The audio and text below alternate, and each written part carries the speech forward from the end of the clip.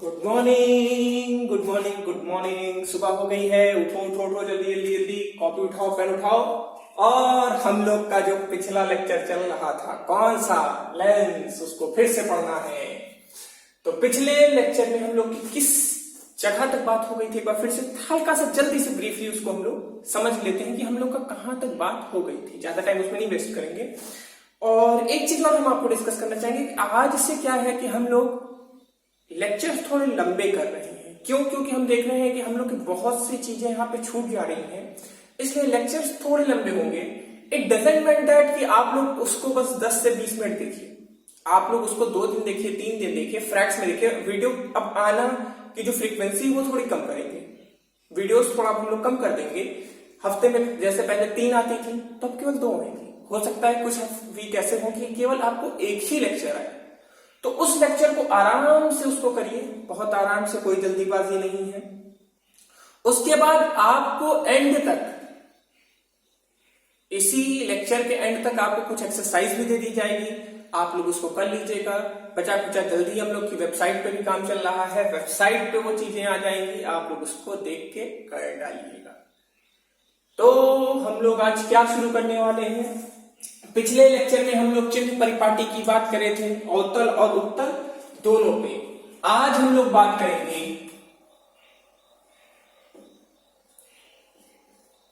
रेखीय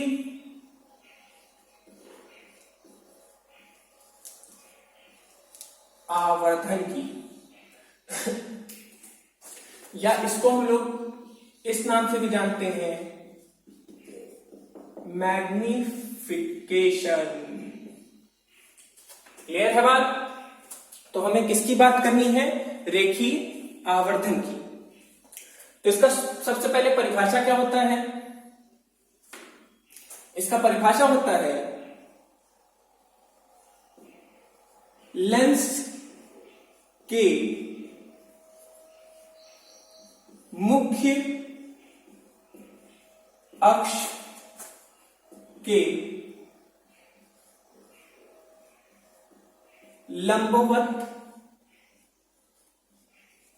नापी गई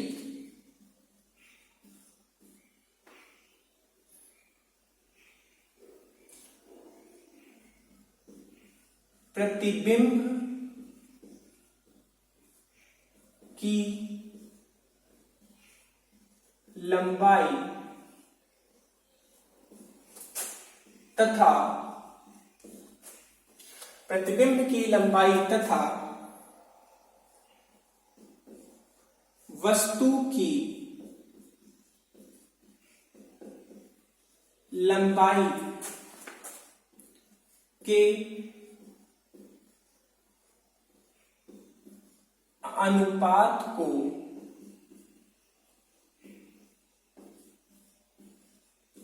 रेखीय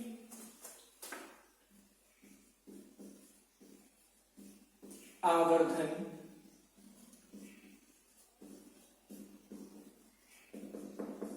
कहते हैं।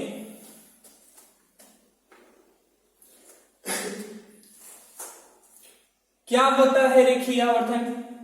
देखिए, आप लोग ये चीज जानते हैं, हल्का सा यहाँ पे फिगर कहिए तो आपको बना के बताते हैं कि ये हमारा मान लीजिए कोई लेंस हो गया, इधर बनाते हैं, इधर कुछ परिभाषा लिख दिया जाएगा। ये मान लीजिए हमारा कौन सा लेंस हो गया? उत्तल लेंस। ये हमारा प्रकाशिक केंद्र, और प्रकाशिक केंद्र के ऊपर से जाती हुई जो आभासी रेखा होती है उसे हम क्या बोलते हैं? मुख्य अक्ष। देखिए, अब वस्तु हमारा ऐसे ही रहेगा, हमेशा ऐसे ही रहेगा। तो वस्तु की लंबाई हम कहां से नापेंगे? जैसे हम लोग अपनी लंबाई कहां से नापते हैं? हम लोग अपनी लंबाई जमीन से नापते हैं ना। कितना नापिए? सिर का बस लंबाई कितना नापिए? हम लोग कहां से नापते हैं? जमीन से अपनी लंबाई नापते हैं। कोई भी चीज की लंबाई कहां? एक छोर से दूसरे छोर नापते हैं। तो हम लोग का पहला छोर किधर मान लिया हम लोग? चाहे सिर से पैर नापे, चाहे पैर से सिर तक नापे, लंबाई का छोर होता है। तो हम लोग वस्तु की लंबाई कहां से नापेंगे? मुख्य अक्ष से इसके सिर तक। और मान लीजिए प्रतिबिंब हमारा ये है, इसको हम बोलते हैं h0, इसको बोलते हैं h। तो लंबाई हमेशा हम कहां से नापेंगे? मुख्य अक्ष के लंबवत, मतलब मुख्य अक्ष से उसके सिर तक।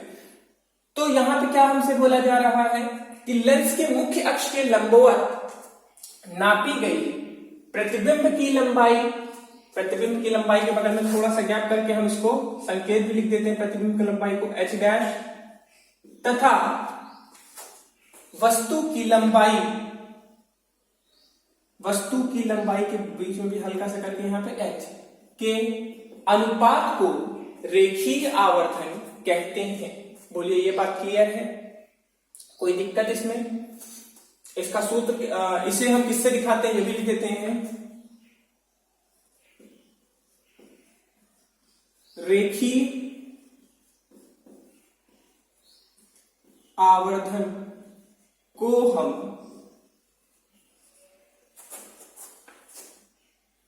m द्वारा दिखाते हैं। रेखीय आवर्धन को हम किस संकेत द्वारा दिखाते हैं? m संकेत द्वारा। क्लियर है बात? इसके बाद इसका सूत्र जान लेते हैं। रेखीय आवर्धन का क्या होता है? रेखीय आवर्धन जिसको हम संकेत में क्या लिखते हैं? m। रेखीय आवर्धन m बराबर क्या होता है? देखिए क्या लिखा है, प्रतिबिंब की लंबाई, प्रतिबिंब की लंबाई जिसको हम किससे लिखेंगे? h डैश से, बटे वस्तु की लंबाई जिसे हम किससे लिखेंगे? h से। बोलिए आई बात समझ में? तो ये किसका सूत्र हो गया? ये हमारा जो सूत्र हो गया ये रेखीय आवर्धन का सूत्र हो गया। क्लियर है बात? रेखीय आवर्धन का ये हमारा क्या हो गया? ये सूत्र हो गया। अब देखिए इसमें एक चीज और ध्यान रखिए, इसी को हम एक और तरीके से लिख सकते हैं। अगर हम सांकेतिक, इसको हटा दें, इसका कोई यूज नहीं है हमारे पास, इसको हटा देते हैं। अगर हम लोग इसको एक और सांकेतिक रूप में लिखना चाहें तो सांकेतिक रूप में इसको हम ऐसे लिखेंगे h डैश अपॉन h। और इसी चीज को ध्यान रखिए हम लोग और एक तरीके से लिख सकते हैं v अपॉन u। ये भी रेखीय आवर्धन का सूत्र है। तो ध्यान दीजिए, इसको जो आप लोग पढ़ रहे हैं इसी में ये भी रख सकता है, क्योंकि जरूरत पड़ने पे हमें इन दोनों का भी यूज पड़ सकता है, इन दोनों का भी यूज पड़ सकता है। कई बार क्या होगा कि आपको वस्तु की दूरी दे दी जाएगी और प्रतिबिंब की दूरी दे दी जाएगी, ऊंचाई या लंबाई नहीं दी जाएगी, आपसे कहा जाएगा निकालिए उसका रेखीय आवर्धन। तब आप कैसे करेंगे? निकालना तो पड़ेगा। तो हम लोग इस सूत्र का यूज कर सकते हैं। देखिए टोटली इस चैप्टर में केवल 3 ही सूत्र हैं। एक कल जो हमने बात किया था, हम लोग का जो नेक्स्ट लेक्चर में बात कर रहे थे वो हमारा क्या था? लेंस सूत्र, याद है? 1/f बराबर 1/v माइनस 1/u। गलत तो नहीं है? देख लीजिएगा भैया, हमसे भी गलती होती है, हम भी रट्टा नहीं मार के आते हैं। ठीक है, अब देखिए जो अनुपात होगा हमारा, क्या होगा? अनुपात। तो अनुपात जो होगा, इसमें यहां पे एक और टेबल बना लेते हैं। अनुपात ये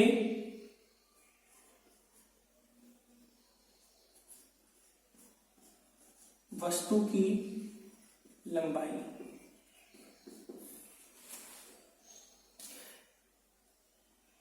देखिए होगा क्या कि अगर अनुपात जो आया 1 आया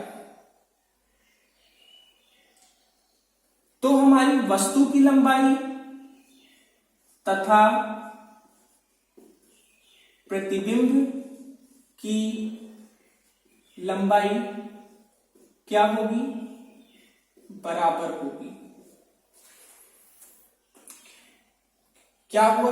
अगर अनुपात रेखीय आवर्धन का अनुपात मतलब m का मान जो भी आया, m का मान अगर 1 आया तो वस्तु की लंबाई तथा प्रतिबिंब की लंबाई दोनों क्या होगी? बराबर। हम इसको थोड़ा दूसरी तरीके से लिख दे रहे हैं, इस तरह लिख देते हैं, h डैश बराबर h हो जाएगा। क्लियर है? h डैश किसका दिखाता है? प्रतिबिंब की ऊंचाई, और h किसका दिखाता है? वस्तु की लंबाई या ऊंचाई, जो भी आप बोलना चाहिए, दोनों चीज वही है। अगर m का मान 1 से ज्यादा आया, m का मान ज्यादा आया मतलब क्या है, प्रतिबिंब की लंबाई या ऊंचाई वस्तु की लंबाई या ऊंचाई से क्या है, ज्यादा है। बोलिए, समझ में आई बात? और अगर ये कम आया तो प्रतिबिंब की ऊंचाई वस्तु की ऊंचाई से क्या होगी, कम होगी। बोलिए, आई बात समझ में? तो ये हमारा पूरा कॉन्सेप्ट किसका था, रेखीय आवर्धन का था। रेखीय आवर्धन में अब एक क्वेश्चन कर लिया जाए। बोलिए, हाँ कर लें। इसको नोट करके, पॉज करके पूरा नोट कर लीजिएगा और उसके बाद एक क्वेश्चन लगाएंगे इसी पे। तो देखिए, क्वेश्चन हमने एक रेखीय आवर्धन पे लिख लिया है। क्या है, 2 सेंटीमीटर की वस्तु को उत्तल लेंस से 12 सेंटीमीटर की दूरी पर रखा गया है। मतलब कोई वस्तु है, उसकी ऊंचाई कितनी है, 2 सेंटीमीटर की वस्तु है और उससे लेंस, अवतल लेंस से कितनी दूरी पर रखा गया है, 12 सेंटीमीटर की दूरी पर रखा गया है। यदि लेंस का प्रतिबिंब की दूरी 6 सेंटीमीटर है तो प्रतिबिंब की लंबाई क्या होगी। मतलब हमें निकालना यहां पे क्या है, प्रतिबिंब की लंबाई। अब सूत्र कौन सा यूज करेंगे, देखिए अब तक हमें एक सूत्र वो पता है जिसको हम लेंस सूत्र बोलते हैं, और एक सूत्र पता है m बराबर h dash upon h v upon u। यही 2 सूत्र पता है अभी तो, और इन्हीं दोनों में से एक लगेगा, लेकिन कौन सा लगाएंगे वो किए। तो इस चीज में अगर आप लोग प्रैक्टिस में रहेंगे तो आपको पता है कौन सा लगाएंगे, लेकिन अगर आप लोग इसको पहली बार लगा रहे हैं तो उसको कैसे करेंगे, शॉर्ट आउट ये देखते हैं। तो सबसे पहले करने के पहले हम क्या लिखेंगे, हल दिया गया है। क्या क्या दिया गया है, सबसे पहले क्या दी गई है, 2 सेंटीमीटर वस्तु। अब देखिए, वस्तु जो है, वस्तु की ऊंचाई, जिसको हम किससे लिखेंगे, h से लिखेंगे।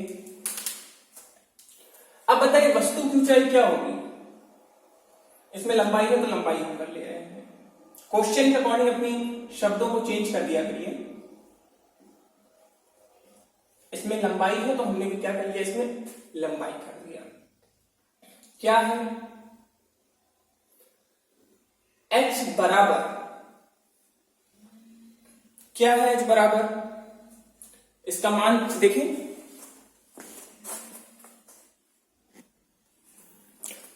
तो हम कहां पहुंचे थे, हम लिख रहे थे वस्तु की लंबाई, h कितना है, 2 सेंटीमीटर। प्लस माइनस अभी हम बाद में करेंगे, पहले क्वेश्चन में जो जो चीजें हैं सब चीज उसको निकाल लेते हैं, ठीक है। अगला क्या है, अगला है हमारा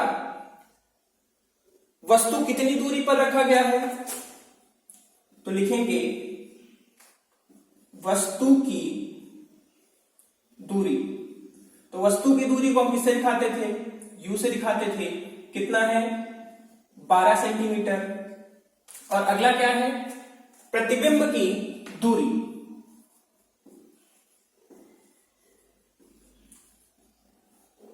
प्रतिबिंब की दूरी v बराबर कितना है, 6 सेंटीमीटर, ठीक है। तो प्रतिबिंब की लंबाई क्या होगी, लिखते हैं इसको भी, प्रतिबिंब की लंबाई, जिसको हम किससे दिखाएंगे, h डैश से, ये हमारा क्वेश्चन मार्क। तो मतलब हमारे क्वेश्चन में क्या क्या आना चाहिए, हमारा जो सूत्र उसमें होना चाहिए h, u, v और h डैश। अब आप ध्यान से देखिए, ये जो हमारा पहला सूत्र है इसमें तो h कहीं है ही नहीं, तो सीधे सीधे ये सूत्र तो लग नहीं से रहा। अब कौन सा लग सकता है? ये दो ही है ऑप्शन, तो एक ऑप्शन खत्म, तो हमारे पास दूसरा ऑप्शन। तो क्या लिखेंगे हम? जानते हैं, सूत्र लिखेंगे रेखीय आवर्धन वाला, h dash upon h v upon u। बाकी इधर कर लेते हैं, बहुत नीचे पहुंच चुका है, ठीक है। बट एक चीज उसके पहले और हमको करना है, चिन्ह लगाएं। अब देखिए जब वस्तु की दूरी की बात करते हैं हम लोग, जब भी हम लोग वस्तु की दूरी की बात करते हैं तो वहां पे हम लोग को क्या करना पड़ेगा? तो यहां पे वस्तु हमेशा कैसे रखी जाएगी? चलिए यहां पर निकाल से चित्र बनाते हैं। अवतल, सॉरी उत्तल हम बना दिए, अवतल है तो अवतल बने, अवतल बन गया। ये हमारा प्रकाशित केंद्र, ये हमारा मुख्य अक्ष, वस्तु कुछ ऐसा होगा। अब वस्तु का ये जो इलाका है कौन सा है? अगर आपको कल वाला टेबल याद है तो बहुत अच्छी बात, टेबल नहीं याद है तो इसका यूज करेंगे। जो चीज इधर होगी वो किसके इलाके में? माइनस, तो वस्तु की दूरी किसमें हो गई? माइनस में हो गई। लंबाई ऊपर, जब कोई चीज की लंबाई ऊपर नापी जाती है तो किसमें हो जाता है? प्लस में, तो ये किसमें रहेगा? प्लस में। लगाइए चाहे ना लगाइए, बात बराबर है। और प्रतिबिंब की दूरी, अब एक चीज आप ध्यान रखिए, ये कौन सा लेंस है? अवतल लेंस है। अवतल लेंस में कुल मिला के दो स्थितियां हैं, और दो की दोनों स्थितियां कैसी थी? आभासी थी। आभासी थी मतलब प्रतिबिंब हमारी कहां बनेगी? प्रतिबिंब यहां पे ही बनेगा। देखिए उत्तल होता तो कंफ्यूजन हो सकता था, क्यों? क्योंकि उसमें वास्तविक भी बनता है, आभासी भी बनता है। वास्तविक इधर बनता है, आभासी इधर बनता है। अगर वास्तविक बनता तो माइनस का चिन्ह लेना पड़ता, अरे सॉरी, वास्तविक अगर बनता तो किसका चिन्ह लेना पड़ता? प्लस का लेना पड़ता, क्योंकि ये इलाका प्लस का था। और आभासी बनता तो इधर लेना पड़ता, ये इलाका किसका है? माइनस का है। लेकिन यहाँ पे क्या है? अवतल लेंस में एक हमें बहुत बड़ा फायदा है कि अवतल लेंस में दो स्थितियां हैं, दो के दोनों स्थितियां में हमारा प्रतिबिंब कैसा बनेगा? दो के दोनों स्थितियां में जो हमारा प्रतिबिंब बनेगा वो आभासी बनेगा। और आभासी बनेगा मतलब ये इलाका किसका है? माइनस का, तो लगाइए माइनस, ठीक है। अब हम क्या करें? हम इसको हटा दें पर इसको रखें, क्योंकि m का हमको कोई यूज नहीं है, तो हमने m को हटा दिया। अब सब का संकेत, सभी के संकेत में जो मान है उसको रखें। h डैश का मान क्या है हमारे पास? h डैश का मान तो पता ही नहीं है, वही तो निकालना है। h का मान क्या है? h का मान है 2 सेंटीमीटर। v का मान कितना है? -6। u का मान कितना है? -12। बोलिए इतना चीज हो गया। माइनस से माइनस काट दें, 6 से 12 काट दें, 2 बचा, इस 2 को भी उधर लाएं, तो 2/2 कितना होता है? 1। मतलब हमारा प्रतिबिंब की लंबाई कितनी आ गई? प्रतिबिंब की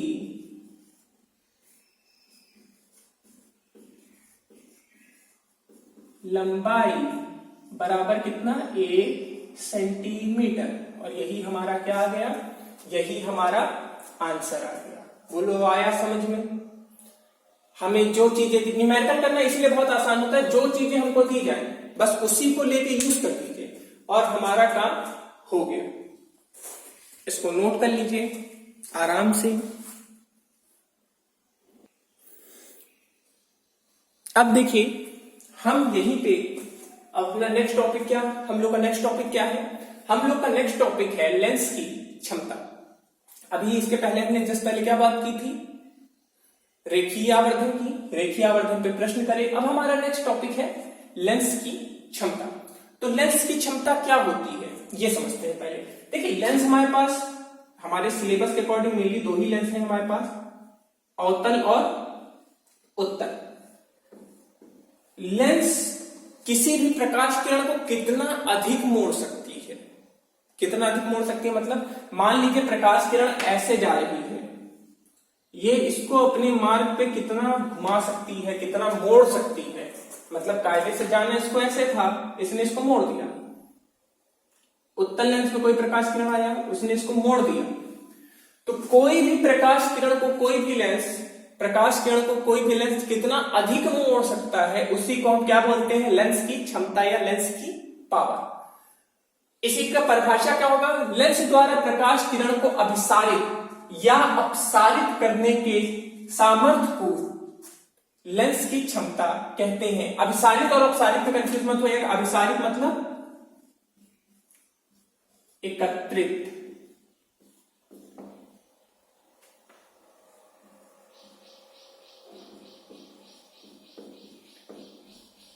और अपसारित मतलब फैलाना।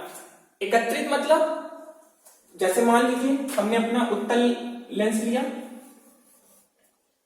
उत्तल लेंस है ये हमारा, इस पे प्रकाश किरण आ रही है, डॉट डॉट डॉट, प्रकाश किरण आ रही है, 1 आई, 2 आई, 3 आई, 4 आई।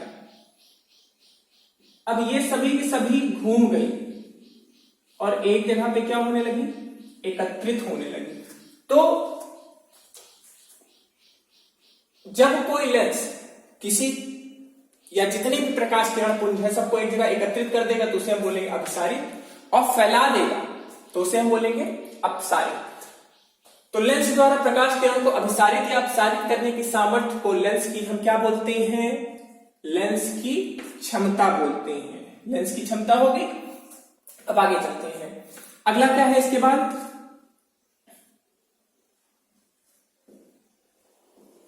लेंस की क्षमता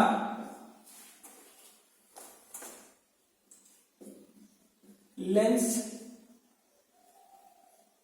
के फोकस दूरी के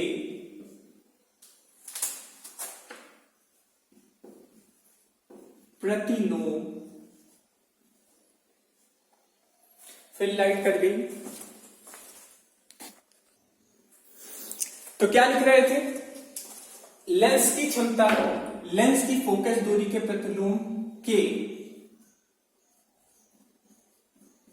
बराबर होता है। ठीक है, और एक चीज ध्यान रखिएगा, फोकस दूरी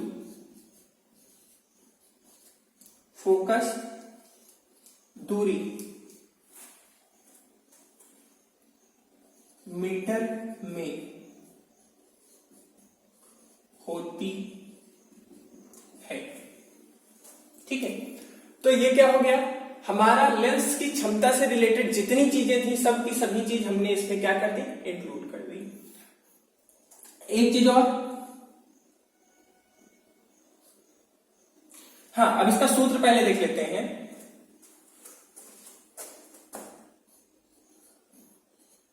लेंस की क्षमता जिसे हम किस संकेत से दिखाएंगे, P से, बराबर 1/f। फोकस दूरी को हम f दिखाते हैं, तो 1/f। कब, जब ये मान हो मीटर में, फोकस दूरी जब किसमें हो, मीटर में, और 100/f जब ये किसमें हो, सेंटीमीटर में। आई बात समझ में? तो लेंस की क्षमता का सूत्र क्या होगा हमारा, P बराबर 1/f जब मीटर में हो, और 100/f जब सेंटीमीटर में हो।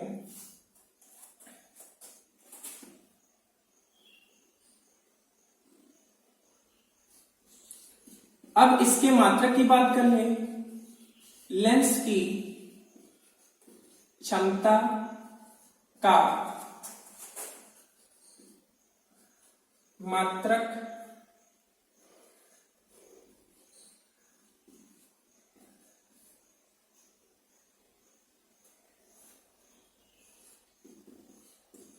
डायोप्टर, इसका स्पेलिंग गलत लग रही है तो देख लेते हैं, सही है या हिंदी पहले लिखते हैं अपनी मातृभाषा में। डायोप्टर या डायोप्टर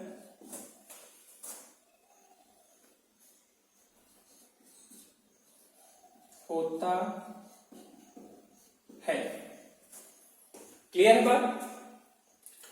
तो क्या हमने बात कर लिया, लेंस की क्षमता का मात्रक क्या होता है, डायोप्टर।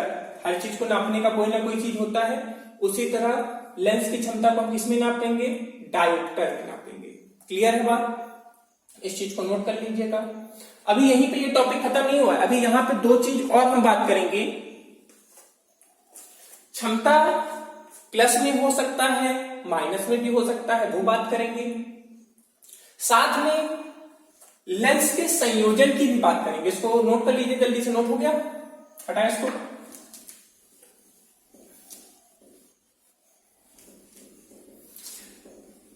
अब देखिए ये जो चीजें हैं इससे क्वेश्चन आता है कई बार। इसका जो क्वेश्चन होता है वो बहुविकल्पी में दे दिया जाता है, एकदम नॉर्मल सा। हो सकता है आपको जैसे फोकस दूरी दे दें और पूछें कितना क्षमता है, आसान सा क्वेश्चन। बहुत मतलब इससे डिफिकल्ट क्वेश्चन नहीं आते हैं। इसमें एक क्वेश्चन जो कायदे का बन सकता है वो है क्षमता का संयोजन से रिलेटेड। बस वही एक जो क्वेश्चन थोड़ा वो आप कह सकते हैं थोड़ा अच्छा क्वेश्चन है। बाकी जितने भी क्वेश्चंस हैं इसमें बहुत खास क्वेश्चंस नहीं है, बट हाँ सिलेबस में है तो इसको थोड़ा सा देख लेते हैं, बहुत ज्यादा उसमें टाइम नहीं वेस्ट करेंगे। इसको देख के आगे चलते हैं, ठीक है। तो अब हम किस चीज की बात करेंगे,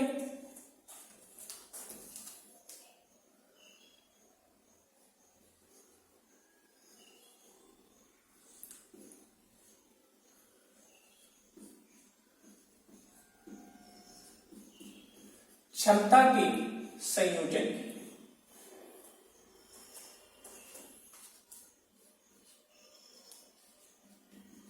combination of power of lens. Combination of power of lens, ठीक है। अब यहां पे क्या बात होगी हम ये देखते हैं। यहां पे हम मेनली बात करेंगे कि जब हम अनेक लेंसों को मिलाकर रख देते हैं, जब अनेक लेंसों को मिलाकर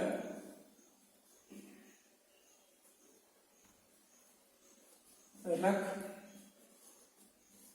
देते हैं, मतलब एक लेंस नहीं बहुत ढेर सारे लेंसों को मिलाकर रख दिए। मान लेते हैं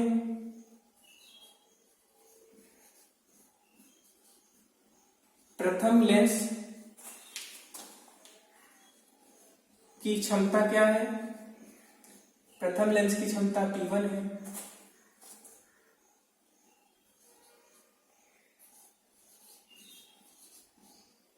द्वितीय लेंस की क्षमता क्या मान ले, P2 मान ले।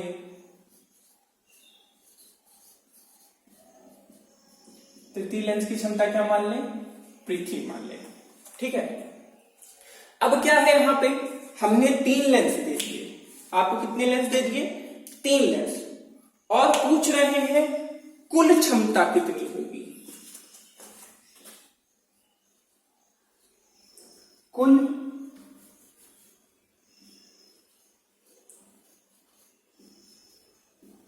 कुल क्षमता कितनी होगी।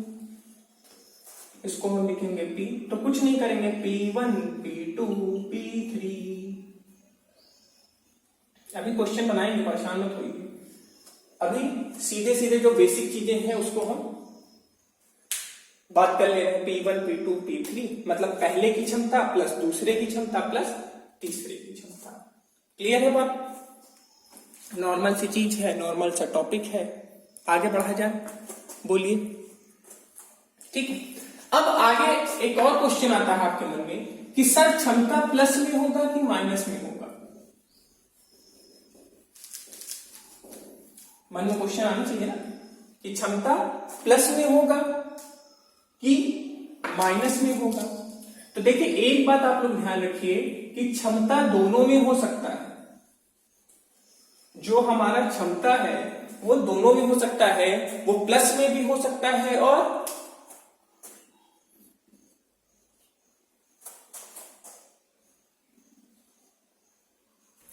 छा बनाना आप लोग के पीछे मैं भूल जाता हूं। क्षमता, क्षमता, ठीक है।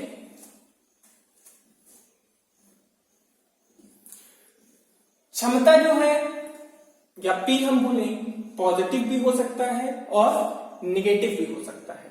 पॉजिटिव हुआ तो क्या होगा, पॉजिटिव हुआ तो अब इससे क्या होगा, देखिए हम इसका सूत्र क्या होता है पहले ये देखिए, P बराबर 1/f। f का साइन जो भी होगा माइनस ऊपर आ जाएगा, प्लस होगा प्लस ऊपर आ जाएगा। अब एक बात बताइए, हमारे दोनों लेंस हैं, ये हमारा उत्तल है और ये हमारा अवतल है। अगर उत्तल होगा तो इसका F1 इधर होता है और इसका F1 इधर होता है। ये बात तो आपको क्लियर है। F1 अगर प्लस में, प्लस इसका होगा और इसका माइनस होगा। F1 प्लस हुआ तो कौन सा,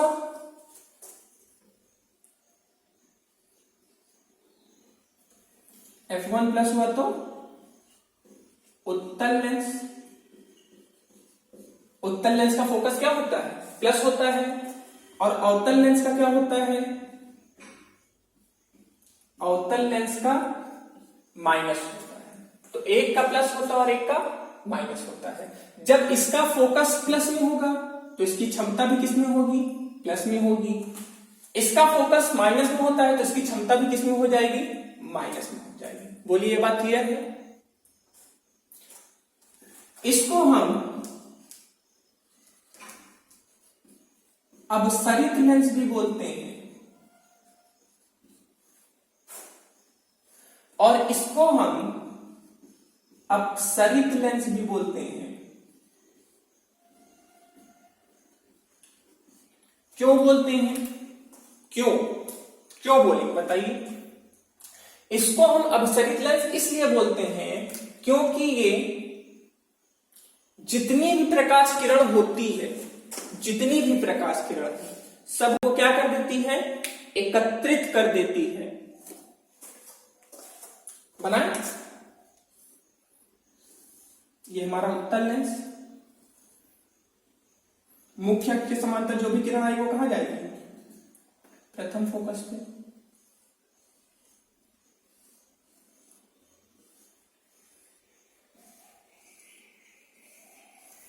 बात आई समझ में।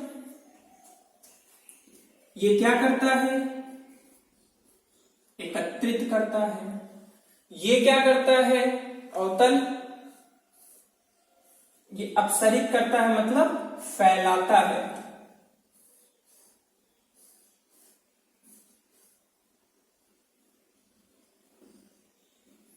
ध्यान दीजिए जो प्रथम नियम है उत्तल के लिए क्या था, जब कोई प्रकाश किरण मुख्य अक्ष के समांतर आएगी तो अपवर्तन के बाद वह प्रथम फोकस से जाएगी।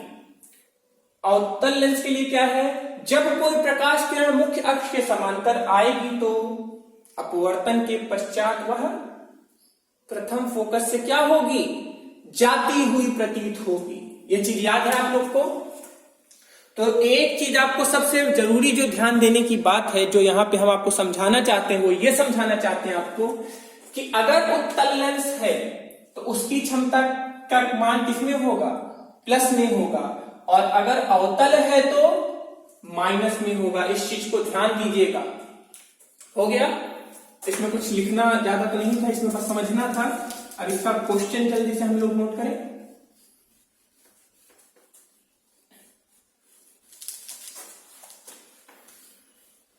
क्वेश्चन लिखेंगे आप लोग, लिखते रहिए, हम तब तक सफा कर लेते हैं। लिखिए,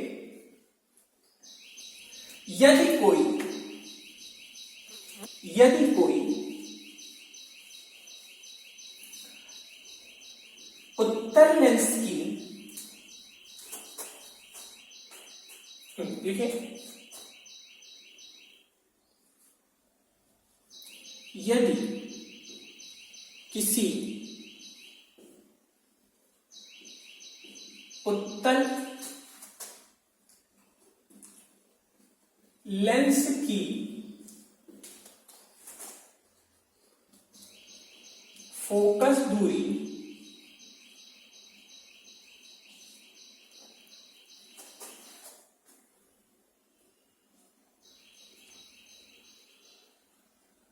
3 मीटर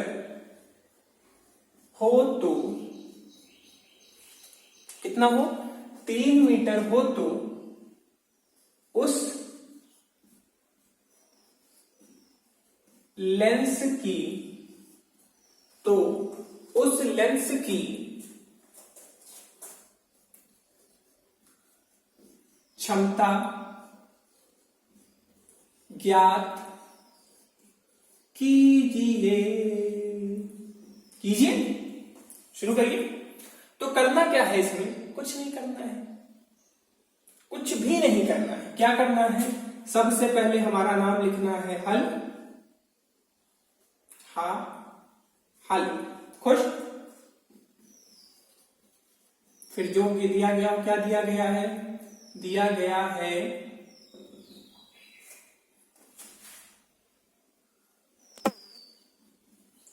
उत्तल लेंस की फोकस दूरी F बराबर क्या?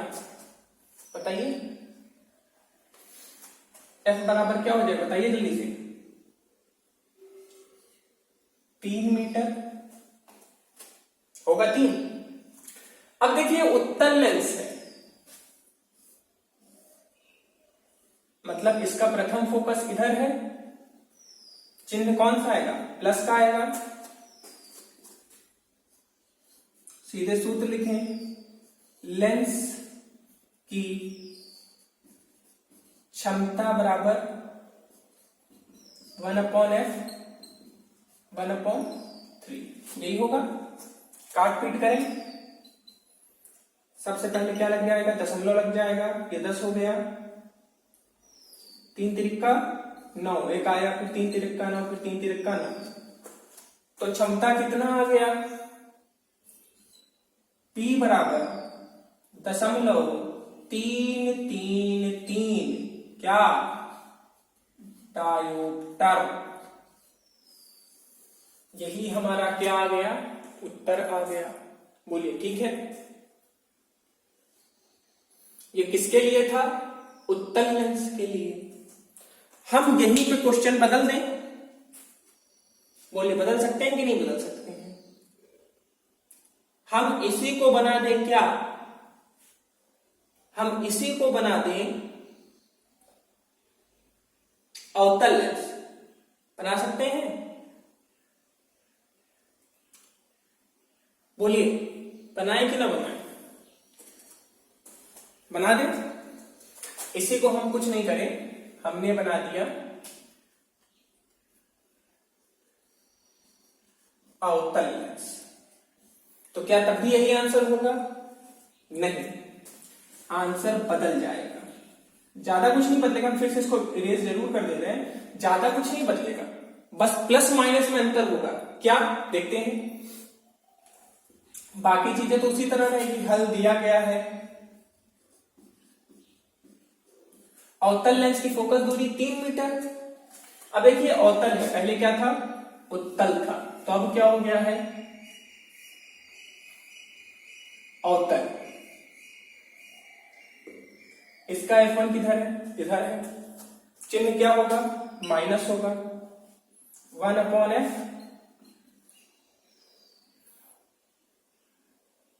कर सकते हैं। 1/-3 कटेगा, -0.33। तो क्या आ जाएगा, P बराबर -0.33 डायोप्टर। बोलिए आई बात समझ में? ये चीज समझ में आ गया? क्लियर है? आसान था, बहुत कठिन तो नहीं था। हमने लेंस बदला, उसका चिन्ह बदल गया।